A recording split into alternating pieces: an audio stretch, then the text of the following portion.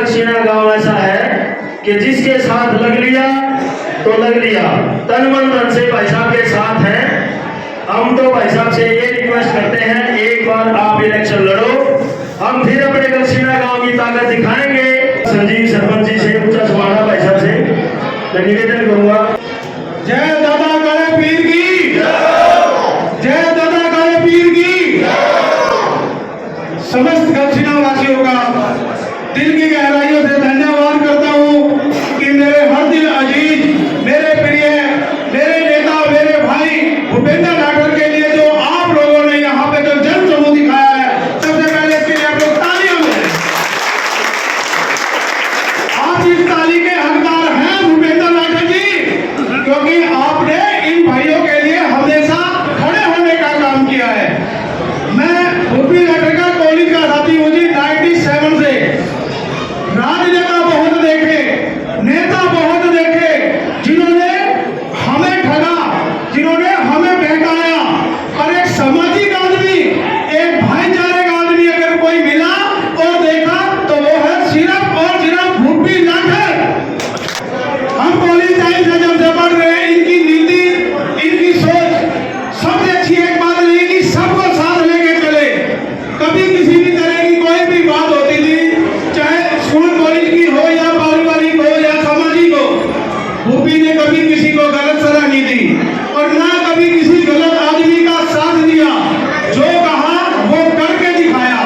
आप सबसे प्रार्थना करता हूँ हाथ जोड़ के कि अगर आपका बच्चा, आपका भाई राजनीति में आगे आना चाहता है, इस गांव का एक तो सम्मान हमेशा रहेगा कि भूपी को जब कभी या सामाजिक कार्य के लिए कभी भी जरूरत पड़ी तो आप लोगों ने तन मन धन से भूपी का साथ दिया, हमेशा इसको आगे लेके गए हैं, अपने बेटे की कभी पीठ नहीं लगने दी।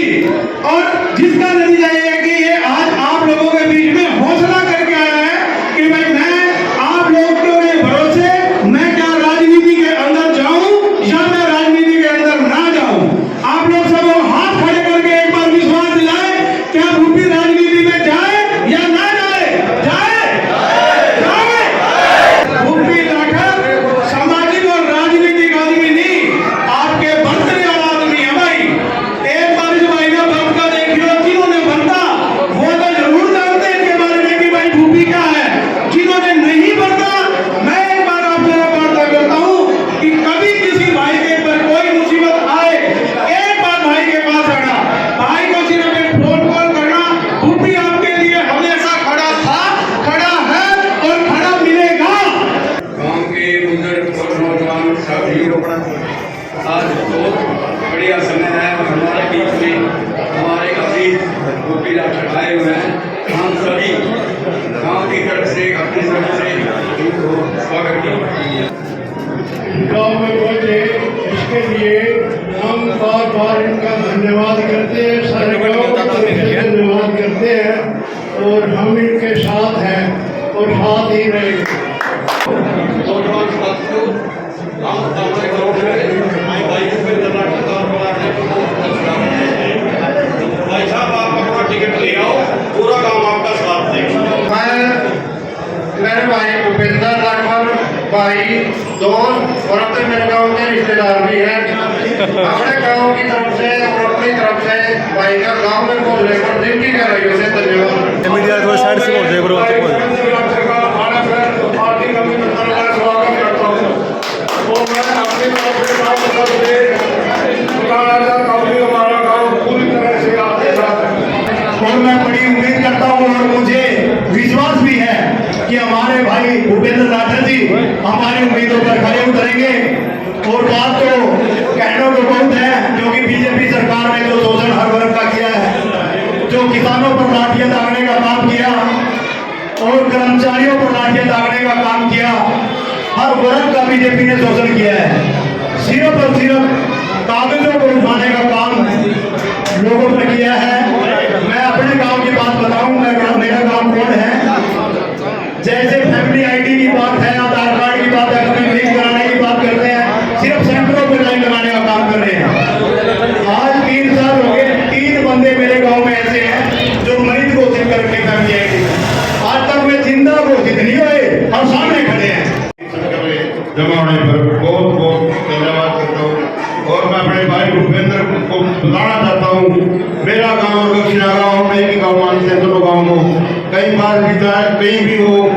हम सबसे पहले नजदीक के किसी गांव के भी वहाँ पर चिना मतलब एक ही जगह एक ही गांव के मान लेंगे हम, और अपने भाई को छोटे भाई को आश्वासन दिलाते हैं आप आगे आगे तो हम आपके साथ है, कंधे से कंधा मिलाकर आप जी जान लगाकर आपके साथ देंगे, आपका सहयोग करेंगे, तन मन धन हर एक चीज से आपके साथ रहेंगे। धन्यवाद। गाँव के सभी बुजुर्गों को मेरी तरफ से हाथ जोड़ के नमस्कार प्रणाम। मैं ये समझ कर आया था कि छोटा सा कार्यक्रम होगा, भाई साहब आ रहे हैं, पर आपके प्रति जो गांव दक्षिणा के सभी बुजुर्गों, माताएं, बहनें, युवा साथियों का जो प्रेम और लाभ है, उसकी वजह से ये छोटा सा कार्यक्रम एक रैली सी में तब्दील होता जा रहा है। बाहर बहुत बड़ा जाम लग रहा है भाई साहब। इस छोटे से कार्यक्रम को देख के जो हमने प्लान किया था कि भाई आएंगे 10-15 मिनट में भाई साहब को राम राम करेंगे, नमस्ते करेंगे, हमारे फूफा लगते हैं उनको नमस्ते करेंगे, प्रणाम करेंगे, चले जाएंगे, ऐसा लग रहा है अभी तो आधा घंटा और लगेगा। तो आपने तो पिछले 10 साल से 15 साल से सामाजिक जीवन में अपनी तरफ से जो भी दिया है, ये उस सब का नतीजा है कि ये लोग आपसे इतना प्रेम और प्यार करते हैं। एक बात तो सामने आ रही है कि ये वो लोग हैं जिनके पीछे बहुत ज्यादा मेहनत करने की आवश्यकता नहीं है, ये आपसे बहुत प्रेम करते हैं जिसकी वजह से आए हैं। और एक दूसरी बात ये भी है कि भाजपा से बहुत ज्यादा प्रताड़ित लोग हैं जो आपके साथ आए, ये बहुत ज्यादा परेशान है, हर मुद्दे पे इनके साथ त्रासदी हुई है, धोखा हुआ है। जिस तरह से किसानों वाला मुद्दा था, जिस तरह से किसानों के साथ अत्याचार सरकार ने किया, शायद उसकी वजह से कि आपके साथ प्यार बहुत बढ़ता जा रहा है इन लोगों का। ये गंशिया गांव का जो जनसलाब है आपके पीछे, ये इस बात का आगाज करता है कि 15 अगस्त 2024 के बाद हरियाणा के हालात पूरी तरह से बदल जाएंगे और इन लोगों की आवाज विधानसभा तक जाएगी भाई साहब। और इनका ये मानना है, इनकी ये सोच है, समझ है कि ये आवाज आपके माध्यम से, बरोदा हलके की जनता की आवाज आपके माध्यम से विधानसभा हरियाणा के अंदर गूंजे। इनके हिस्से की जो भी परिवर्तन की, जो भी विकास की योजनाएं के हिस्से की बनती है, वो आपके माध्यम से बरोदा हलके के अंदर लगे। बरोदा हलके का बहुत ही मजबूत गांव है दक्षिणा। हम पिछले 3 इलेक्शन से एक्टिव में देखते जा रहे हैं कि जिधर ये होता है सरकार उन्हीं की बनती है और उन्हीं का विधायक बनता है। तो आपसे ये उम्मीद करते हैं कि इस लाड प्यार के प्रति आपका जो जिम्मेदारी बनती है वो ताउम्र आप निभाएंगे। ये जो बुजुर्गों का आशीर्वाद है ये जाया नहीं जाएगा भाई साहब। हम इनसे मैं बहुत परिवारों से पर्सनली मिला हुआ हूँ, जानता हूँ कि ये बहुत ठगे हुए से महसूस कर रहे हैं पिछले 5 साल से। तो आपको पिछले 5 साल का भी कर्ज उतारना है, अगले 5 साल का भी कर्ज उतारना है। इसी उम्मीद के साथ भाई साहब आपको नमस्कार। शहीदों की, सरदार भगत सिंह जी की, भारत माता की।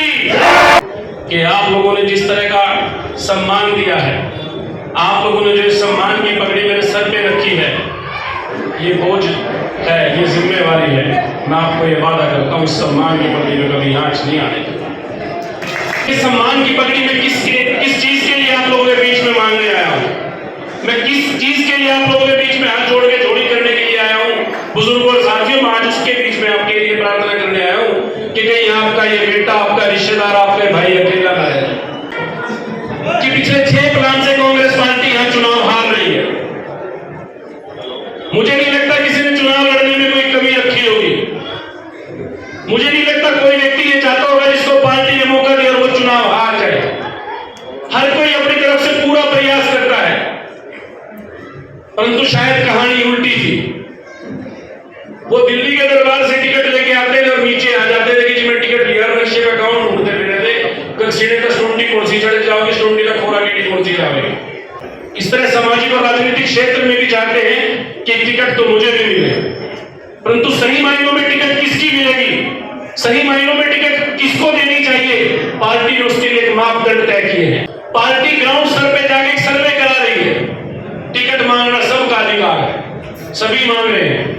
अभी मुझे आज कोई बता रहे थे कि शायद हमारी विधानसभा से पता नहीं 20 या 25 लोगों ने आवेदन किया है। आप लोगों के आशीर्वाद और सहयोग से मुझे भी इतनी ताकत मिली। आवेदन आपका रिश्तेदार, आपका भाई, आपका बेटा भी करता है। उसके लिए हमारे सामने सबसे बड़ा उदाहरण है कछुए और खरगोश वाला।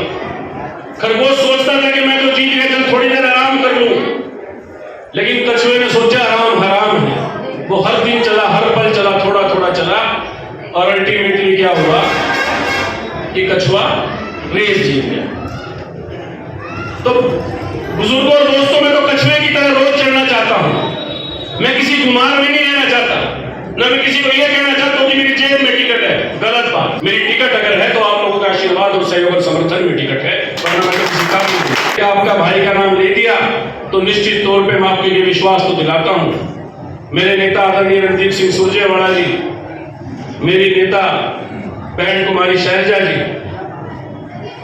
और मेरे नेता आदरणीय राहुल गांधी जी, मल्लिकार्जुन खड़गे जी और समस्त हमारे सीनियर नेतागण, उन्होंने मुझे इतना तो विश्वास दिलाया है कि बेटे चलती गाड़ी का धक्का लगेगा, रुकी हुई थी। अगर ग्राउंड से रिपोर्ट तेरी आ गई तो तेरी टेबल की लड़ाई लड़ना जानते हैं। और आप इतना विश्वास करना साथियों, फील्ड की लड़ाई तो आपके भरोसे, टेबल की लड़ाई आपका बेटा हार लेगा, नहीं आपको विश्वास है। मेरे बुजुर्ग कह रहे थे कि रूपी बेटा टिकट लिया, टिकट लिया, यात्री तेरे साथ हूं, तेरे साथ हम ही नहीं पूरा गांव है। इस गांव पे तो मेरी रोटी बेटी का रिश्ता है। मुझे विश्वास तो है कि आप लोगों का आशीर्वाद मुझे रहेगा। लड़ाई में बुजुर्गों, मुझे आप लोगों का आशीर्वाद जरूर चाहिए। कहीं किसी बैठक में बैठो, चौपाल में बैठो, कहीं किसी शहर में किसी हलवाई की दुकान में बैठो, या कहीं कोई चर्चा हो, किसी पंचायत में बैठो, अगर आपने ये चर्चा कर दी कि इस बार तो बेटे को, हम अपने को वोट देंगे, यूपी को वोट देंगे, तो निश्चित तौर पे टिकट आप लोगे। बड़ी पर्ची दे देते हैं क्योंकि उनको पता है कि ये तो ऐसे भोले से लोग हैं, पर सीढ़ी की ढाल कभी काट लिए वोट के फिर लोग, क्योंकि हमने आज तक अपना नेता नहीं बनाया। और इसका सीधा सीधा उदाहरण मैं देना चाहता हूँ। चौधरी भूपेंद्र सिंह हुड्डा आज हमारे कांग्रेस के सीनियर लीडर हैं। वो नेता कैसे बने? कांग्रेस पार्टी तो सिर्फ उनको टिकट दिया था। चौधरी देवीलाल उस टाइम के उप प्रधानमंत्री, देश के सबसे बड़े किसान नेता, और चौधरी भूपेंद्र सिंह हुड्डा एक एडवोकेट थे। उन्होंने चौधरी देवीलाल को 3 बार चुनाव हराया। उनके इलाके में चौधरी भूपेंद्र सिंह हुड्डा को उनका नेता बनाया, और यही कारण है वो लगातार 2 बार हरियाणा के मुख्यमंत्री बने। अगर आप अपने इलाके का नेता नहीं बनाओगे तो वही हाल होगे, पर सीधे काट लो। कुछ लोग आपके बीच में ये भी कहते हैं लोकसभा का चुनाव हुआ, कहां सर्वे हुए? कम से कम एक शुरुआत तो हुई। जहां भारतीय जनता पार्टी ये कहती थी कि 400 पार का नारा है, हरियाणा में कहती थी कि 75 पार का नारा है, तो कांग्रेस की सर्वे वाली पॉलिसी कितनी जबरदस्त कामयाब हुई कि लोकसभा में हमने भाजपा को कर दिया था हाफ, और आपका आशीर्वाद और समर्थन रहा तो विधानसभा में कर देंगे साफ। एक वोट की ताकत भी हमारी उतनी है जितनी अन्य हरियाणा वासियों और पूरे देशवासियों की। हमारा भी वही हाथी जैसा आकार है, परंतु हाथी को अगर कभी अपना आकार पीछे नजर आ जाए तो उसका बल इतना होता है कि वो कोई भी तख्ता पलट करने में सक्षम है। आप लोग भी अपना आकार पहचानो, आप लोग भी अपना रोग पहचानो, आप लोग भी अपना रुआब और रुतबा पहचानो। कब तक कहो ये कहलवाओगे कि करनाल वाले लोग होते हैं? कब तक ये कहलवाओगे कि करनाल तो किसी में भी ले लो बढ़ जाएगा? कब तक ये करवाओगे कि करनाल तो कोई आगे वही बढ़ गया?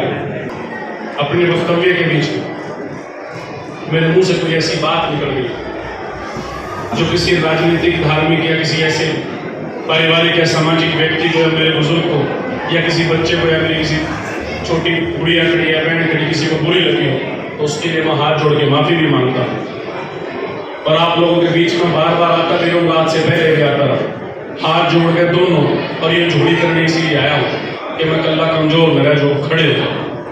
और निश्चित तौर पर जब आप इस बार खड़े होंगे तो तस्वीर बदल देंगे, तकदीर बदल देंगे। इस बार अगर होंगे की तस्वीर में कांग्रेस का नाम लिख देंगे, मैं आपको बात आ